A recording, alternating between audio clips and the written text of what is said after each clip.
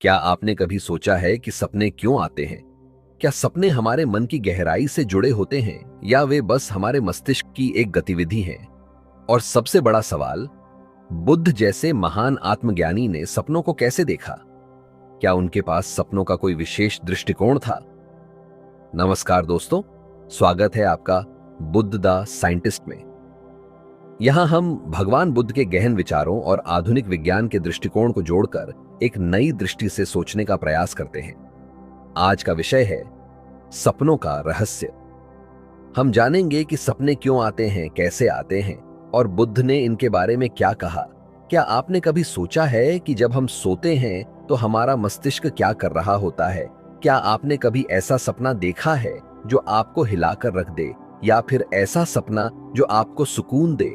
क्या सपने हमारी वास्तविकता से जुड़े होते हैं या वे मात्र मस्तिष्क का एक खेल है? बुद्ध ने सपनों के बारे में क्या कहा? क्या उन्होंने सपनों में कोई गहरी सच्चाई देखी? विज्ञान के अनुसार हमारे मस्तिष्क में नींद के दौरान कई गतिविधियां होती हैं।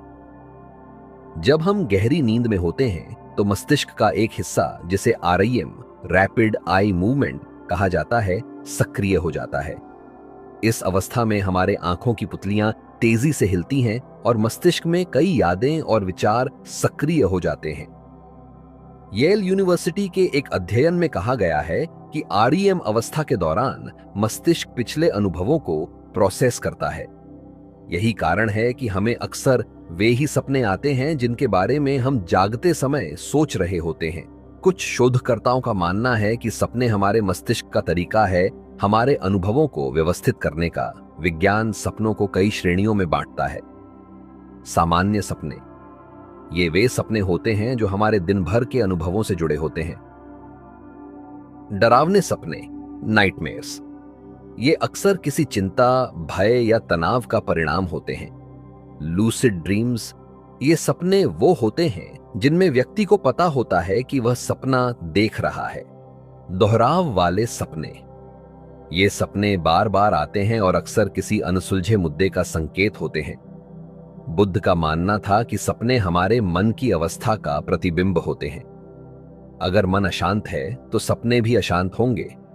उन्होंने सपनों को सत्य नहीं माना, बल्कि उन्हें मानसिक विकारों और भावनात्मक उलझनों का परिणाम माना।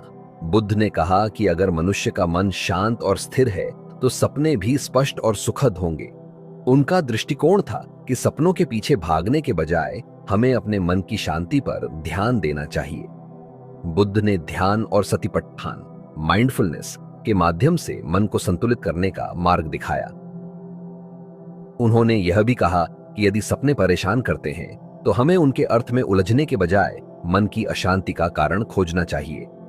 एक बार एक साधक ने बुद्ध से पूछा, भगवान, क्या सपनों का कोई अर्थ होता है?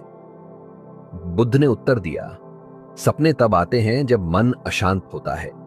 शांत मन में सपनों का कोई महत्व नहीं। यदि तुम वास्तविकता को समझने के इच्छुक हो तो अपने मन को शांत करो। जब विज्ञान कहता है कि सपने हमारे मस्तिष्क की गतिविधियों का परिणाम होते हैं और बुद्ध कहते हैं कि ये हमारे मन की अशांति का प्रतीक है, तो दोनों विचार एक दूसरे से मेल खाते हैं। आधुनिक मनोविज्ञान के अनुसार सपने हमारे अवचेतन मन की भावनाओं, इच्छाओं और विचारों का प्रतिबिंब होते हैं। सिगमंड फ्रायड, जो मनोविज्ञान के क्षेत्र में अग्रणी माने जाते हैं, ने कहा था कि सपने दबे हुए विचारों और इच्छाओं का प्रदर्शन करते हैं। यूनिवर्सिटी ऑफ कैलिफोर्निया, बर्कले के एक शोध के अनुसार जिन लोगों का मानसिक तनाव अधिक होता है, उनके सपने भी अधिक विचलित और अव्यवस्थित होते हैं। National institute of mental health NIMH के अनुसार सपने हमारी अवचेतन भावनाओं को व्यक्त करने का एक माध्यम हो सकते हैं। बुद्ध का मानना था कि सपनों का अर्थ समझने में समय व्यर्थ करने के बजाय हमें उनके पीछे की मानसिक अशांति को दूर करना चाहिए। उन्होंने कहा कि यदि मन शांत है तो सपने भी शांत और स्पष्ट होंगे। एक बार एक भिक्षु ने बुद्ध से पूछा, भगवान, क्या सपनों का कोई विशेष अर्थ होता है? बुद्ध ने उत्तर दिया, सपने हमारे विचारों और भावनाओं का प्रतिबिंब है। यदि तुम्हारा मन शांत और संतुलित है तो सपने भी शांति और संतुलन का ही प्रतीक होंगे। ध्यान और मानसिक शांति, बुद्ध का मानना था कि ध्यान और आत्मनिरीक्षण से सपनों का स्वाभाविक रूप से समाधान हो सकता है। जब हम ध्यान करते हैं तो हमारा मस्तिष्क शांत और स्थिर हो जाता है, जिससे नींद भी गहरी और सपने स्पष्ट हो जाते हैं। हार्वर्ड मेडिकल स्कूल के एक अध्ययन के अनुसार जो लोग नियमित ध्यान करते हैं उनमें नींद की गुणवत्ता बेहतर होती है और दुःस्वप्न की संभावना कम हो जाती है। वैज्ञानिकों का मानना है कि ध्यान करने से मस्तिष्क का प्रीफ्रंटल कॉर्टेक्स अधिक सक्रिय होता है, जिससे विचारों में स्पष्टता आती है। बुद्ध का दृष्टिकोण स्पष्ट था। सपनों के अर्थ में उलझने के बजाय हमें अपने मन को संतुलित करने पर ध्यान देना चाहिए।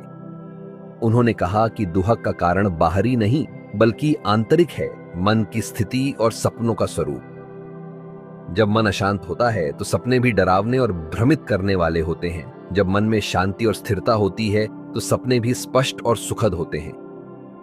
एक बार एक व्यक्ति ने बुद्ध से कहा, भगवान, मेरे सपने मुझे डराते हैं, क्या ये मेरे भविष्य का संकेत है?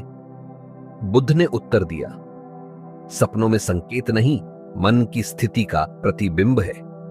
जैसे गंदे पानी में चेहरा अस्पष्ट दिखता है, वैसे ही अशांत मन में सपने भी अस्पष्ट और डरावने होते हैं। यदि पानी साफ हो तो चेहरा भी स्पष्ट दिखेगा। जब विज्ञान कहता है कि सपने अवचेतन मन की भावनाओं का परिणाम होते हैं और बुद्ध कहते हैं कि ये मानसिक अशांति का प्रतीक है, तो दोनों विचार आपस में मेल खाते हैं। बुद्ध ने सपनों के अर्थ पर नहीं बल्कि उनके पीछे के कारण पर ध्यान केंद्रित किया। अगर मन में अशांति है तो सपने भी अशांत होंगे। बुद्ध का मानना था कि सपनों के अर्थ में उलझने के बजाय हमें अपनी मानसिक अवस्था का अवलोकन करना चाहिए। उन्होंने कहा कि मन की शांति से ही जीवन में स्पष्टता आती है। यदि हम अपने विचारों और भावनाओं का सटीक आकलन करें तो सपने हमें परेशान नहीं करेंगे। स्टैनफोर्ड यूनिवर्सिटी के एक शोध में पाया गया कि जो लोग नियमित आत्मनिरीक्षण और ध्यान करते हैं उनमें नकारात्मक सपनों की आवृत्ति कम होती है।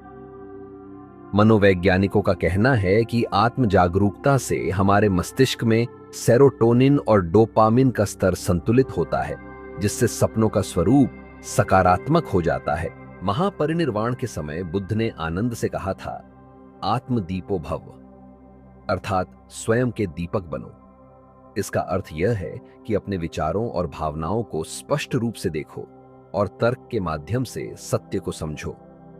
बुद्ध का मानना था कि यदि हम अपनी जिम्मेदारियों को किसी बाहरी शक्ति पर थोपने की बजाय स्वयं का आकलन करें तो जीवन में समस्याओं का समाधान मिल सकता है। बुद्ध के अनुसार ध्यान केवल आत्म शांति का साधन नहीं है, बल्कि यह जीवन के प्रति हमारी जागरूकता को भी बढ़ाता है। ध्यान से मन में उत्पन्न विकार धीरे धीरे कम हो जाते हैं और सपनों में आने वाली अशांति भी समाप्त हो जाती है। एक दिन एक युवा साधक ने बुद्ध से पूछा, भगवान, मैं हमेशा बुरे सपने देखता हूं, क्या ये मेरी पूर्वजन्म की गलतियों का परिणाम है? बुद्ध ने मुस्कुराते हुए कहा, सपने किसी पुराने कर्म का परिणाम नहीं बल्कि वर्तमान मन की स्थिति का परिणाम है। यदि मन में क्रोध, ईर्ष्या और चिंता है तो सपने भी ऐसे ही होंगे। मन को शांत करो, ध्यान करो और सत्य को पहचानो। आज के आधुनिक अनुसंधान भी यह मानते हैं कि ध्यान और आत्म जागरूकता से मस्तिष्क में सकारात्मक बदलाव आते हैं।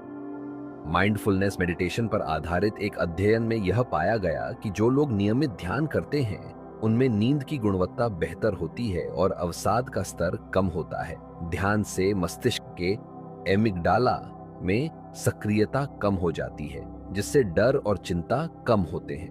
कुछ सवाल आपके लिए भी। क्या आपने कभी ध्यान करके अपने सपनों की प्रकृति में बदलाव महसूस किया है?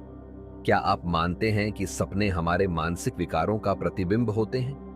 क्या आत्म जागरूकता से सपनों की गहराई को समझा जा सकता है? क्या आप अपने विचारों का निरीक्षण करके अपने सपनों को सकारात्मक बना सकते हैं? क्या ध्यान से आपके मानसिक तनाव और बुरे सपने कम हुए हैं? अगर इस वीडियो ने आपके सपनों और मन की स्थिति पर विचार करने का तरीका बदला है, अगर एक क्षण के लिए भी आपको यह महसूस हुआ कि बुद्ध का दृष्टिकोण केवल धार्मिक नहीं बल्कि तार्किक और वैज्ञानिक भी है, तो इस वीडियो को लाइक करें। अपनी राय नीचे कमेंट में जरूर बताएं क्या आप मानते हैं कि आत्म जागरूकता ही जीवन का सबसे बड़ा सत्य है? अगर आपको यह वीडियो पसंद आया हो और आप ऐसी और वीडियो देखना चाहते हैं तो हमारे चैनल बुद्धाद साइंटिस्ट को सब्सक्राइब करें। तर्कशील बने, सोच को परखें और खुद का ध्यान रखें। तब तक के लिए धन्यवाद।